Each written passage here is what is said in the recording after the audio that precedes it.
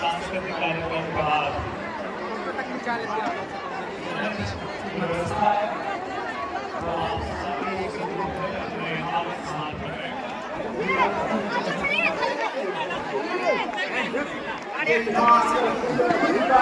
चल फोन कर दो, चल फोन कर दो।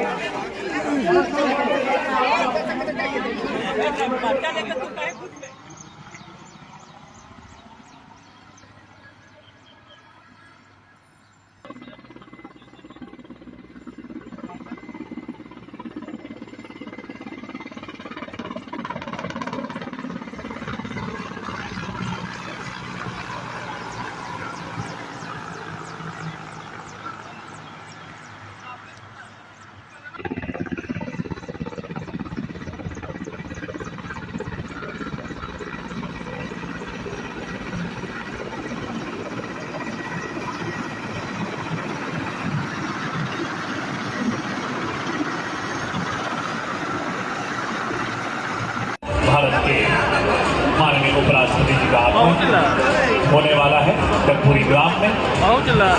आज हम लोग सारे लोग एकत्रित हुए हैं भारत रत्न जननायक कर्पूरी ठाकुर जी की 101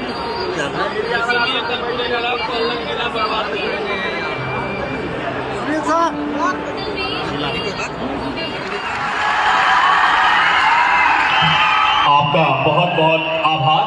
अब हम सभा के संवेदन हेतु राज्यसभा के माननीय उपसभापति श्री हरिवंश जी से निवेदन करते हैं कि आप सभा को संबोधित करें। श्री हरिवंश जी से।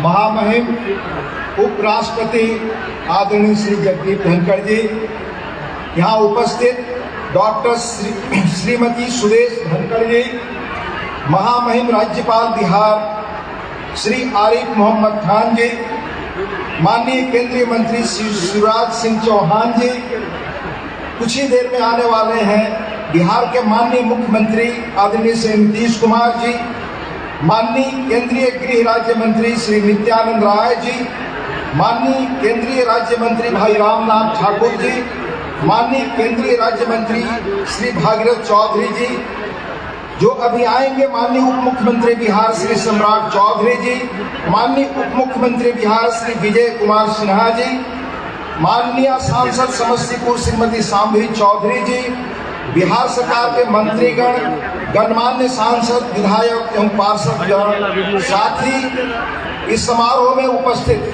कर्पूरी ग्राम समस्तीपुर व बिहार के बाहर से आए भाइयों बहनों और मीडिया के साथियों, इस गांव की मिट्टी को नमन, जहां कर्पूरी जी जैसे महान भारत रत्न पैदा हुए, साथ ही कर्पूरी जी की प्रेरक स्मृतियों को प्रणाम। बिहार के पास में ही मोतिहारी में जन्मे और दुनिया के महान लेखकों में से एक जॉर्ज ऑरवेल ने कहा था, जो अतीत को प्रभावित करते हैं वही भविष्य पर असर डालेंगे। इस समारोह में यह साफ दिखता है। कुछ लोग जीते जी अपने जीवन और कर्म से बड़ी छाप छोड़ते ही हैं, पर नहीं रहने के बाद उनका व्यक्तित्व, उनका योगदान, उनका जीवन जब समाज समझता है तो बड़ा प्रेरक बनता है। यही कर्पूरी जी के साथ, यही आदरणीय कर्पूरी जी के साथ है।